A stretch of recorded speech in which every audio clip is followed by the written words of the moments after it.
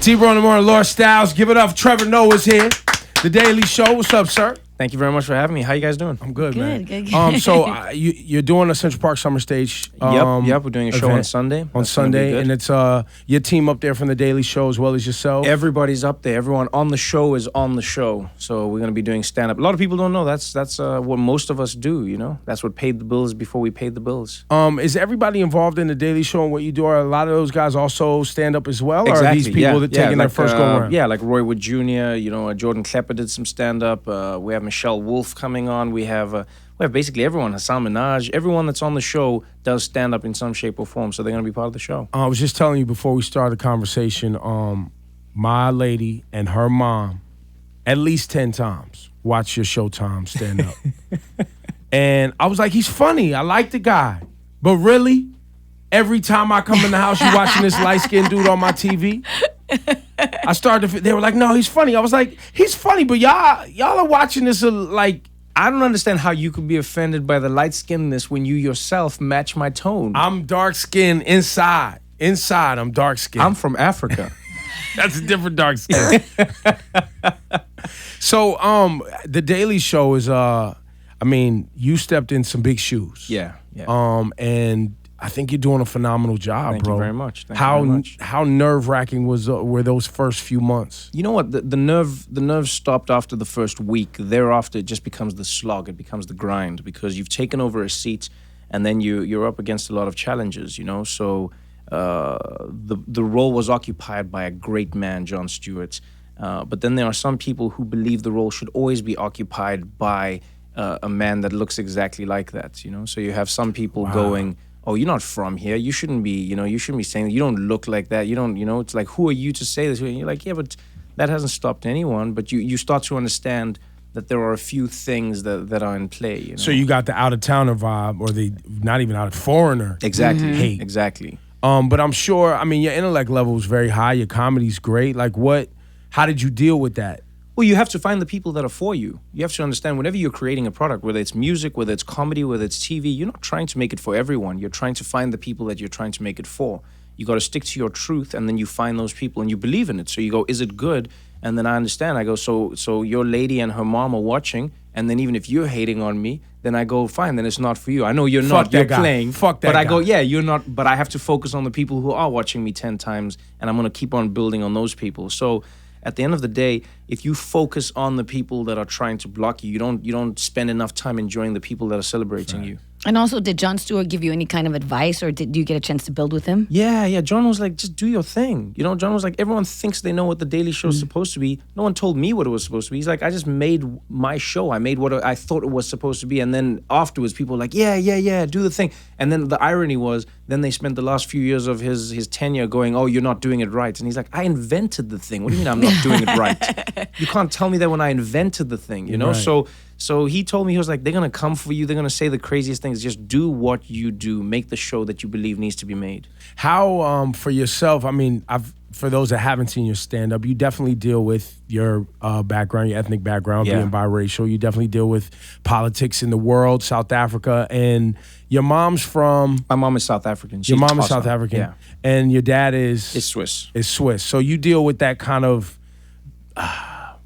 racism in Africa and the things that you dealt with coming up in a lot of your comedy. But how does that transition now to where you're covering daily politics and daily issues for you? I think at the heart of every conversation that you will find race. There are very few things we deal with in the world that do not involve race. It is race, it is gender, and it is class. Those are the main things that we deal with in every single conversation, every single issue, every single piece of politics. You can boil down to those three things most of the time. And, you hear people going, oh, why you got to always make it about race? I always say to people, you only say that when you are not the race that is affected by that, If you're a person of color, you live the race every single day. I always find it strange when people go, oh, why you got to talk about race again? It's like, yeah, because I live race. You know what I'm saying? You get to dabble in race. You get to dabble in your white privilege often allows you to just turn things off and ignore it. You get to go, oh, well, I don't see that. But it's like people live that, though. People, and I remember when I first moved to New York, you see Manhattan, you see this world, and you're like, oh, this is New York. And then my barber was like, "You got to come to Harlem and see what a different piece of the city is like, a different piece of this Manhattan's- world." Or the boroughs. Manhattan's all the New York boroughs. City, but it's really Exactly. not. And then when I got Yeah. to Harlem, I was like, "Oh," and it's so strange when you're in a hood anywhere in the world, it feels exactly the same. Yep. It is a strange shared experience that you cannot explain unless you have lived it. So when I'm walking around in Harlem, I have the exact same feeling I have walking around in a township in South Africa, and you start to realize that there is more that brings us together than we think. So in terms of doing a show, it doesn't matter where I'm from in the world. There are things that affect us all. You know, a bullet hits you the same way that it hits me. It's not like the bullet goes, "Oh no, this is a foreign chest. I can't go into this dude." Yeah. You know, it's gonna be a bullet. You know, poverty is poverty. You know, racism is racism. These are things that we're all affected by. These are things that we need to combat and talk towards. Speak to. And that's what I work to every single day. We have a similar history, and that's why America suits me as a second home. How long have you lived here now? I've been coming here on and off for about 12 years, but I mean, I lived in the U.S. for 2 years, 2010 to 2012, and then now I've officially lived here for a year, like as a New Yorker. And as a New you're Yorker. you're in Manhattan, or you're? I am, yeah. I'm in Hell's Kitchen, which everyone was like, It's that's right around the corner from your job. Yeah. So you can walk to work. exactly. And people were like, "Why do you live there, Trevor? It's so hard. You should go to Brooklyn. Brooklyn's nice. Have you been to Brooklyn? Oh, you should go to Brooklyn. Oh, you should go to Tribeca. That would have been nicer." And I'm like, I'm in New York. I came from Africa to like any part of New Yeah. York is very nice. I'm having a great And time. Hell's Kitchen isn't even that bad anymore. It's not what it used to be. No. Yeah. So I mean, I'm having a great time. I really have to commend you on how you handled the Orlando shooting on your show. Like it was, it's top of my mind because I just watched it the other day, and it's obviously top of everybody's mind because Yeah. it was of the massacre and the magnitude of it. But the way you were able to weave smiles into the pain, and I mean that's something that's not very easily done, and I just have to salute you for that. Thank you. I appreciate that. Do you are you staying in touch with this Brexit thing that people are voting on today? Yeah, I am. I try and stay in touch with as much news The as European possible. Union and the I voting. am. Yeah. It's very similar to what we're watching with Donald Trump's ass, and It's it's damn near the same It's thing. basically the same thing. All over the world, there is a rise of people standing up and saying that they need to be, we need to exclude ourselves from other people. We need to exclude ourselves from other countries. What you don't understand is the world is becoming and has become a smaller place. We are living in a global society. Now, when a butterfly flaps its wings on one side of the world, it impacts you a lot more than it did before. You know, Venezuela is crashing in front of us right now because of oil prices and because of Chavez's regime. And if you look at that, you think as an American it doesn't affect you, but now the American government has to step in. They have to do something about it, and that is taxpayer money that is now affecting Americans to on keep that the scale. whole economy stable. The same Everybody. thing happening in Puerto Rico. Hundreds of thousands of Puerto Ricans are leaving every single day because the economy has crashed and because Americans won't allow them, the Congress won't allow them to write off their debt. So you're in a place where they can't declare bankruptcy, and now you're in a strange place where America is affected. The same thing happened with Ebola. It's happening with Zika as well. It was a South American problem. Now it's happening in America as well. It's coming through Florida, as most crazy things do, and now it's working its way into the United States. Now to New Jersey. Yeah. So I mean, you cannot deny the fact that your neighbor's problems become your problems. When I was growing up, my mom, she used to offer to cut the grass of our neighbor. Like, she used to do his garden for free. And this was a crazy old man who lived next door. He didn't have any friends. He didn't have any family.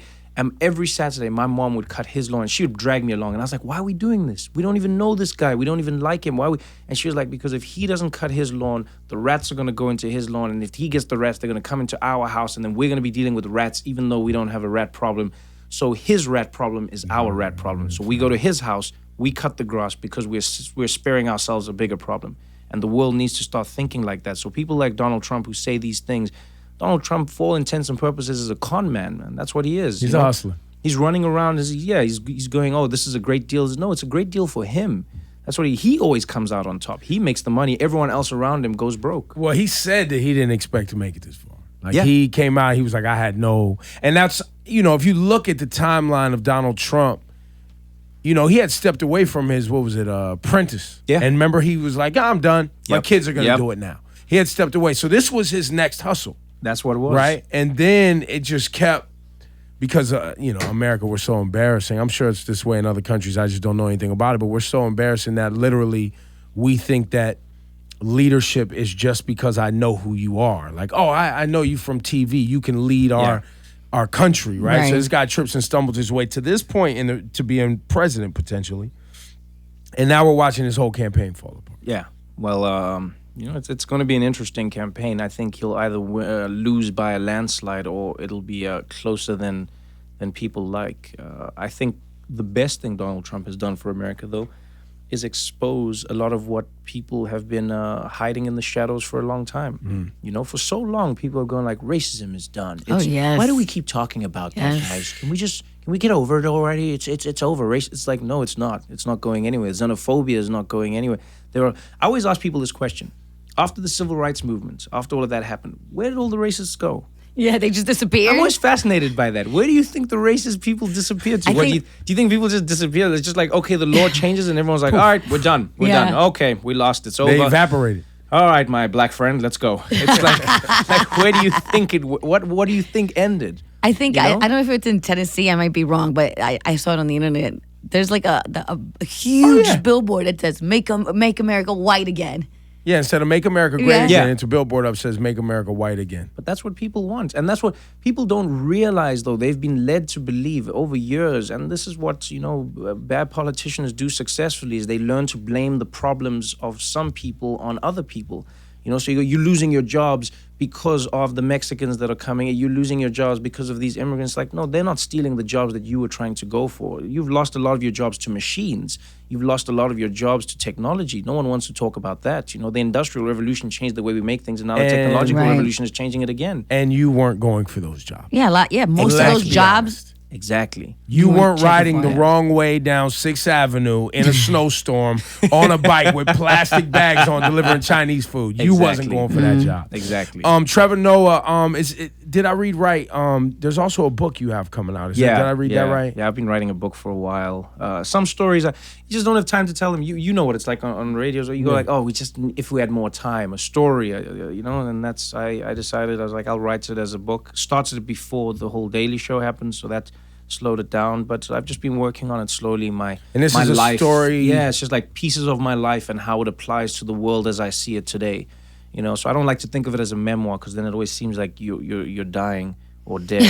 So I just go, it's just things I've learned in life from my experiences growing up with my mom, growing up in a country where black and white people couldn't interact, where racism was the law, and how that changed our lives and moving forward, and growing up in a home with domestic abuse, and what I learned, the challenges you face as a man that has grown up in a culture that glorifies domestic abuse to a certain extent. So it's just me trying to find a way to have those conversations with people, and I was like, a book is a great way to do it. It's just an intimate expression from yourself to the reader. Can you articulate, and I've tried to, the difference between how racism feels when you grow up in a country like America or even South Africa, where separate is law, based on complexion, right? And in South Africa, I've never been, but it is, you have the coloreds, is that right? Yeah, you and I would be labeled coloreds, as colored, right? Yeah. Because we're mixed. Exactly. And then you have Afrikaan. Yes, but that's white though. So basically it broke down into, the whole point of apartheid was to separate people into racial groups to divide them, because they were the majority. And you need the minority, which was white, was trying to control everything. So you got to convince everyone. You can control everybody. You have to convince everyone that they are different, so that they are fighting themselves and not focusing on fighting the common enemy, right? So they broke it down. Now, the irony of this is, and this has happened all over the world, you come to a place, you make the law, and the law is black people shouldn't get with white people. Ironically, a lot of the time, those white people that make those laws are tempted by the dark chocolate, So i.e. Thomas Jefferson. Exactly. They're going like, you shouldn't fraternize. You shouldn't fraternize with but damn, Nicki Minaj. I mean, I can't front. I can't, And then what do they do? They go in, they dabble themselves, and then there's children, the fruit of this crime. Yeah. And then what do you do now? You have to create a new race, because you cannot you cannot argue. You're like, what is this? What is this race? Are you saying that they're black? And in South Africa, in America, they just went, oh no, you are black. And in South Africa, they further divided, and they said that we don't want to increase the black population, even though we're physically doing that. So we'll say that this is a new group. We call them colored. And so it's a strange world that we now lived in, where black and white equaled a completely new thing, which was colored. So if I were to go to South Africa today, because I was asked to go there and I'm more open to it, but there was a time maybe 10 years ago, I was like, I'm not ready to see light-skinned people thinking they're different than dark-skinned people. I wasn't mentally prepared for that. Me as a light-skinned person, I was just always taught and raised with I had a white Jewish mom with red hair. It was like, no, you're black. You have a Jewish mom, and if you want to practice Judaism, you're down by law. That's your choice, right? But I just wasn't prepared to see that. What would somebody going to South Africa see today? Does it feel like that? No. You'd see a lot of change. Granted, there are still some places in the country that have been slower to adopt the new ways than others, just like in the United States. Right. Certain places you visit and you're like, oh, you guys didn't get the memo, did you? But for the most part, South Africa exists beyond that. Ironically, the challenge we now face is classism versus racism, which is the evolution of isms, I always say. Yeah. You start with racism, and then over time, everyone you hope gets to a place where it's about classism now. Now you're fighting about who has the money and who should have the money, and how do we place people in that regard. And that's really where we've evolved to now. So if you went there now, people would, you would just find a different world. People wouldn't even label you in that way. Just where you're from. So you're American. The colored thing is gone. No. Colored still exists, but it's not a derogatory term. It is because you must remember over time. This is what happened. Think of it. The best way I can explain it real quick is you have black parent, white parent. Child comes out mixed, right? Biracial. And then this is happening all over the place. There's all these isolated incidents, but those people have to be put together. But now these people are all mixed, so the mixed people get together, making more mixed children that look like them. Generation after generation, this happens to a point where they are no longer technically biracial. So you and I are mixed. We are first generation biracial. Colored people in South Africa, they can point to their grandparents who were also colored. Does that make sense? Got it. So culturally, they've been influenced differently. The way they speak the language, the way they live their lives, it is a very proud and beautiful culture that has come out of it. And I always say to people, that's what happens at the end of the day, is that, you think you are stifling something, you think you're creating something bad, but beauty will come out of it. And that's what happened, is like you have another new culture that exists in our country that exists nowhere else in the world. And and I guess what I'm trying to get to, there's no complexion conflicts. Oh, there always will. We're only 20 odd years old as a democracy. So there still is that. And we're still learning every day that does not define us, But that's something that still exists in America today, Facts. Man. People go, it's like, oh, you dark skin, and then all of a sudden there's an inferiority complex, like, oh, the good hair. What does good hair mean? Like good hair is just like good hair should mean that you don't have a receding hairline. That's good hair, Right. Good hair is when you have hair. Exactly. Because I don't. So I have bad hair. So you realize that these are things that have been entrenched in our psyche, whether we like it or not. It's subconscious. When we're watching TV and movies, our perception of beauty is defined over and over again. So you have to try and unprogram. You have to try and learn something new. So I think you will see that everywhere, but you will see more hope, you will see more inclusion. And that's something that South Africa is really striving towards, which is good. Trevor Noah, you can check him out Central Park Summer Stage or nightly on The Daily Show. What time does it come on? Yeah, we come on 11 o'clock. 11 o'clock on Comedy Central, and you've on been the there? app, online. It's everywhere. I don't think people watch TV on TV anymore. We're everywhere. They don't. Yeah. They don't. It's you've been on now. Has it been a year? It's been 9 months. 9 months. Not even a year. Not even a year. And this is somewhere you see yourself for a long period of time. I'm enjoying it, man.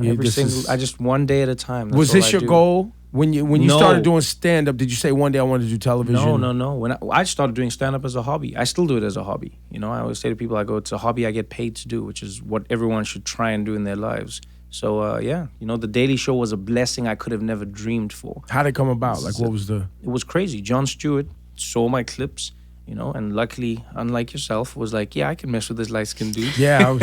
What are you doing, Jon Stewart? And he called me and was like, yo, man, you should come hang out at the show. I see what you do. I like what you're doing. Come hang out.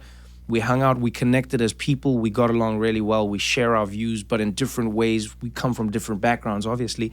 And then Jon said, let's do this on the show. These conversations, let's try have this on the show. And then we did it on the show. And he said, we should have another one on the show. And we did that. And we said, with another one. I was like, this is fun. We should do this forever. And he's like, all right, I'm out.